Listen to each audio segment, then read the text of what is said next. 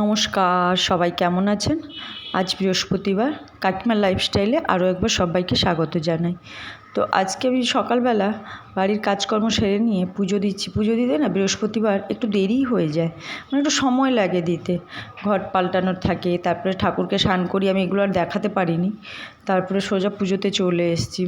ঘর পরিষ্কার করে তো তোমাদের কাকু খালি ফুল আর মিষ্টিটা আমাকে নিয়ে এসে দিয়ে গেছে। এছাড়া সকালবেলা তো সবই নিজেকে করতে হয়, আর বৃহস্পতিবার একটু সকালবেলাও উঠতে হয়, আর বাড়ির কাজ সেরে আবার আমার বেরোনোর থাকে, তোমরা সবাই জানো। তো ওরা বৃহস্পতিবারের পুজোটা আমার অসুবিধা না হলে ওকে আমি দিতে দিই না। নাহলে যদি অসুবিধা থাকে তো তখন মাম্পুই দিয়ে দেয় পুজোটা। আর পুজোটা ও ভালো গুছিয়ে সুন্দরভাবে দেয়। আর পুজোটা নিজে যেদিন দিতে পারি না সেদিন মনটা অনেক শান্ত লাগে। আর এখন আমি পুজো সেরে আবার দোকানের দিকে যেতে থাকবো। হয়ে গেছে সকাল থেকে উঠা, সেইভাবে গরম যা পড়েছে না, স্নান করে উঠে পুজো দিলাম, মনে হচ্ছে আমি বহুত কাজ করে আসলাম রোদ্রের মধ্যে। সবারই অবস্থা খুব খারাপ হয়ে গেছে। ঠাকুরের পুজো দিয়ে শেষ করে দিয়ে পুজো হয়ে গেছে প্রায়। তো এখনও আমার ঘরের মা লক্ষ্মী ওঠেনি, আমি দোকান থেকে চলেও এসেছি। আজকে না সেরকম কিছু করব না, যা গরম পড়েছে ওই ঝিঙে দিয়ে একটুখানি চিংড়ি মাছ দিয়ে করবো। আর আমার বাড়িতে না বাম্পু পাপাই দুজনেই কেউ মাছ খুব একটা ভালোই বাসে না, তার জন্য ওই ঝিঙে দিয়ে চিংড়ি মাছ দিয়ে তরকারি করব, শাক ভাজা, উচ্ছে আলু ভাজা, আর ওই আমের চাটনি। আর একজন তো দেখেছো আজকে বাড়িতে আছে, মানে ও ফ্রিজটা বন্ধ করে আলমারি নাও। মাঝখানে একটুখানি পাপাই বন্ধু বান্ধবদের নিয়ে এসছে, আর একটুখানি হাসি। আর একজন ভিডিও বানাবে, কি অবস্থা জানিস বাবু, আমি ডেলি ব্লগ করছি।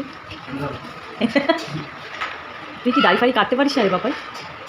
বন মানুষের মতন হয়েছিস ছেলেদের শান। কি কি বললি? ছেলেদের শান। কি শান? আরে রয়্যালটি এর মধ্যে। আচ্ছা ঠিক আছে।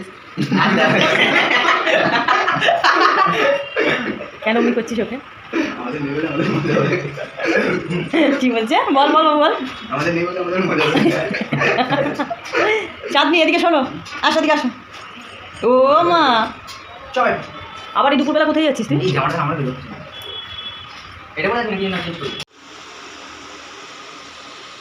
আমার থেকে ক্যামেরাটা সরাও। সালোয়ার স্যুটের ওড়না আর একটা শাড়ি, আর হচ্ছে এ নিয়ে বসেছে ও। আমি বললাম আয় মাম্পু তোকে একটু আলাদা রকম করে সাজিয়ে দিই আজকে। দেখো তো আমার মা লক্ষ্মীকে কত সুন্দর দেখাচ্ছে, শাড়িটাকেও ঘাগরার মতো করে পরিয়ে দিয়েছে, উপরে ওড়নাটা দিয়েছে, আর একটা ব্লাউজ নিয়ে পরেছে ও, খুব সুন্দর লাগছে গো। এটা তোমাদের কাকে দেখালো, তোমরা কি চিনতে পেরেছো আদৌ?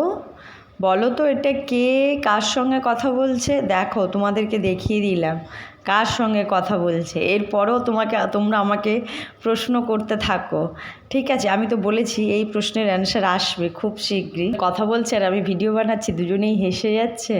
মাঝের মধ্যে বলছে এই দেখ আমার মা তোকে এই বলেছে, আমার মা তোকে ওই বলেছে। আর ওপর থেকে জামা কাপড়গুলো নিয়ে চলে এসেছি, ওগুলো ভাঁজ করা হয়নি, বিছানার মধ্যে সব লাট হয়ে পড়ে রয়েছে। বিছানাটা আমি এখনই গুছিয়ে নেব। একটুখানি সিরিয়াসলি হ্যাঁ। এই তো জানি আর্ট সায়েন্স আর কমার্স নিয়ে কথা বলবে, কিন্তু আমি তো জানি আমি কি নেব কি না নেব। আচ্ছা আচ্ছা, তাহলে কি হবে? মাস্টার, তোর মনে হয় না যে মাস্টারদের সঙ্গে একটু কথা বলা তোর প্রয়োজন উচিত? বেশি একদম এই সময়ের পর কত বাচ্চাকে কাউন্সিলিং করায় জানিস তুই? কাউন্সিলিং করে কি হবে? তোমার বুদ্ধিটা কম আছে, বুদ্ধিটা একটু বাড়বে, তুমি তো গবেট আছো। তুই কিছু বলবি?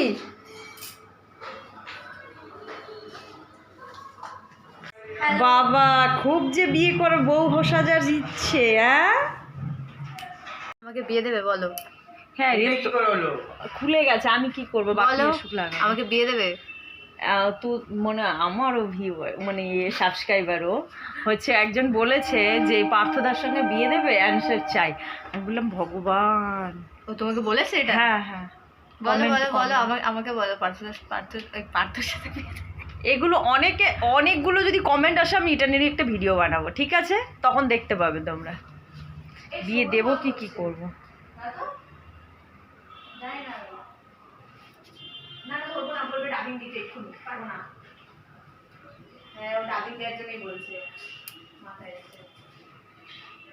কথা বলতে এরকম ছেলে মেয়ে যদি, অবাধ্যের ছেলে মেয়ে যদি কারোর ঘরে থাকে না, মানুষ পাগল হয়ে যাবে। এমনি গরমে পাগল হয়ে যাচ্ছি, 2টো বাজতে যায়, একটা ছেলেকে স্কুলে যাবে, সকাল থেকে আমি বলে যাচ্ছি যে স্নান করতে যা।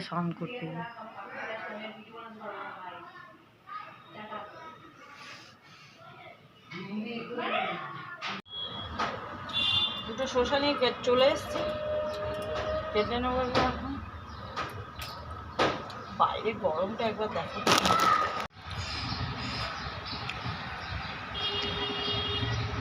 যা গরম পড়েছে, আমার মনে হয় প্রত্যেক দিনই খাদ্য তালিকায় এগুলো রাখা উচিত। শসা, টক দই, লেবু। তো আমরা যেদিন যতটা পারি রাখি। আমের টক বানাই, কারণ না দুপুরবেলা কোনো কিছু মুখে দিলেই ভালো লাগে না, সেই না সবজি করো আর আমিষ করো আর নিরামিষ করো, দুটোতেই কোনোটাতেই ভালো লাগে না খেতে। আর হচ্ছে তোমাদের কাকু চলে এসছে, তাই আমি খাওয়ারগুলো আগে রেডি করছি, শসা কেটে রেখে দিচ্ছি। তারপরে হচ্ছে মাম্পুকে বললাম যে মা অনেক রিলস হয়ে গেছে, এবার একটু বন্ধ করো, চলো খাওয়া দাওয়া করো, তারপরে বিকেলে করবে। তো কে কার কথা শুনে এখন এত সুন্দর করে সেজেছে, আরও কয়েকটা রিলস করি, আরও কয়েকটা রিলস করি, এই করছে। আর আমি শসার মধ্যে একটু লেবু আর হচ্ছে একটু নুন দিলে টেস্ট লাগে, ভালো লাগে খেতে। এই আর কি, আর কি আছে খাওয়ার মধ্যে। কারণ গরমেতে যাই খাই না কেন দেখতে হবে শরীরের কতটা কাজে লাগে আর কতটা হচ্ছে অকাজে লাগে, সবই অকাজে। আগেকার দিনে আমরা শুনতাম খেলেও নষ্ট ফেললেও নষ্ট, কিন্তু না এখন পারছো না মা, খেয়ে বুঝতে পারি। অনেক দিন পর আজকে দুপুরে বাড়িয়েছে, প্রায় দিনই তো বেরিয়ে যায়, আমারও বেশ ভালো লাগছে।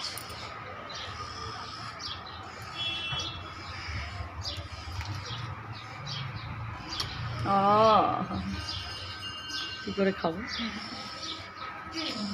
প্রায় দিনও বাড়িতে থাকে না দুপুরবেলাটা, তো একসঙ্গে খাওয়া হয় না। আজকে চারজনেই একসঙ্গে খেতে বসবো, কারণ ও বাড়িতে থাকে। আর হচ্ছে তোমাদের কাকুর কাছ থেকে চলে আসবে ডিউটির থেকে। একটু আগে ফোন করেছিলাম, বললো যে আধা ঘন্টার মতো লাগবে আসতে।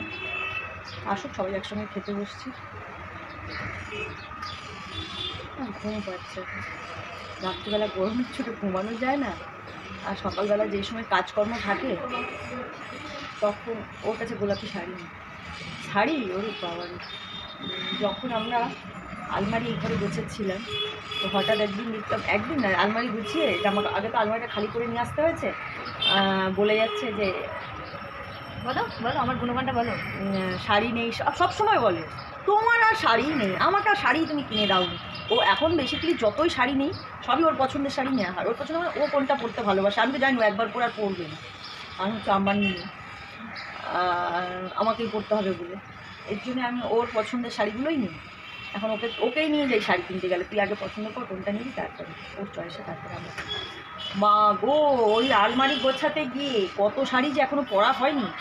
আর হচ্ছে তোমাদের কাকু তো রেগে আগে, এই শাড়িগুলো কবে পরবে, জমিয়ে রেখে দিয়েছে, ওটা টানতে হচ্ছে আর বলছে। হ্যাঁ, তাও বলে শাড়ি নেই, নেই তো শাড়ি। ও বলছে কোথায় শাড়ি, এই তো শাড়ি। আর এখন আবার ভিডিও বানাতে গিয়ে হচ্ছে আমার কাছে গোলাপি শাড়ি নেই। ও হচ্ছে তোমরা দেখেছো হয়তো ওর ভিডিওতে, বিয়ের প্যান্ট ভিডিও করেছিল, সেই শাড়িটা পরেছে। নিয়ে আসার পর আমি তাকে তো চোখে দেখতে পাচ্ছি না, শাড়িটাকে এমন দোলা মুখটা করে রেখেছে। আমি বললাম এই কী করেছিস মা, এই শাড়িটার অবস্থা, পরতে হবে না ওটা। আমার বিয়ের শাড়ি, হাত দেবে না। হ্যাঁ হ্যাঁ,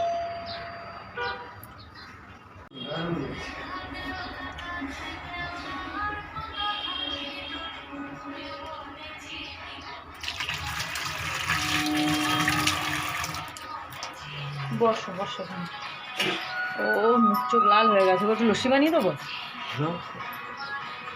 সত্যি ওকে দেখে আমার নিজেরই খারাপ লাগছিল, আমরা বাড়িতে থেকে এত গরম সহ্য করতে পারছি না, আর সারাদিন মানুষটা কি করে বাইরের এত গরম মানে এসছে। আমি ভাবলাম একটুখানি লস্যি বানিয়ে দিই, ভালো লাগবে খেতে।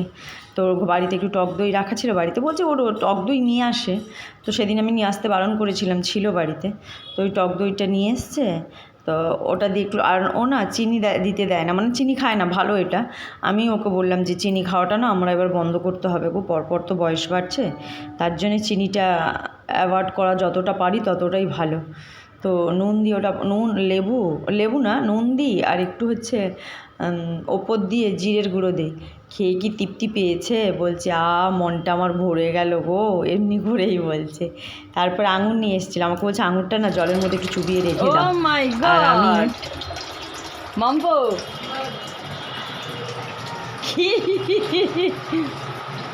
একটু হাতে ঘষে নে মা, ডলে নিয়ে খা। এ দেখ পুরো গাছে ঝুলে রয়েছে, মাম্পুর একটা ভিডিও হচ্ছে, গাছে ঝুলে রয়েছে, মাম্পু লাফিয়ে পাচ্ছে। ও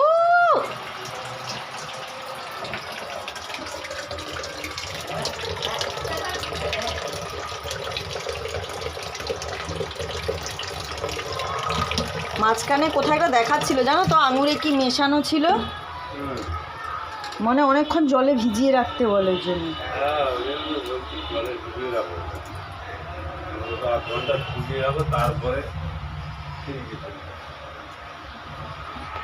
আমরা খেতে বসে গেছিলাম, মাম্পু ততক্ষণে চেঞ্জ করছিল, ক্যামেরাটা নিয়ে এসে ধরলো, তুমি খেতে বসে গেছো, দেখালে না বন্ধুদের, তোমার বন্ধুদের যে কী কী, আমরা আমার বন্ধু না সবাই আমার, আমি সবার আন্টি, এটাই হয়েছে কথা। তো কি এই সেদিন তো বেশি কিছু রান্না করিনি, শাক ভাজা করেছিলাম। মুখ চোখ দেখো লাল হয়ে গেছে গরমেতে, প্রচণ্ড গরম গো। কারা কারা এরকম গরমে কষ্ট পাচ্ছ না, ঠান্ডা রয়েছে তোমাদের দেশে? গরম সবারই হয়েছে, পড়েছে তো গরমটা। বাইরে জানলার মধ্যে ভেজা চাদর দিই, ঘর পুরো অন্ধকার করে দিই। এটা দুপুরবেলার ভিডিও তোমরা দেখছো, ঘর পুরো অন্ধকার করে দিয়েছি, তাও গরম কমছে না। পর্দা দিয়ে দিই, আর একজন শুয়ে পড়েছে, আর একজনের তো ফোন খারাপ হয়ে গেছে, তাই ওই ফোনটা নিয়ে একবার আমার ফোন দেখছে, একবার ওর বাবা। তো এখন বাজে সন্ধ্যে 8টা, সারাদিন আমার ব্লগটা তোমরা দেখলে, তাই এখানেই আমি আমার ব্লগটা শেষ করছি। সবাই সুস্থ থেকো, ভালো থেকো, সাবধানে থেকো। এই গরমে সবাই সবার যত্ন নিও। টাটা।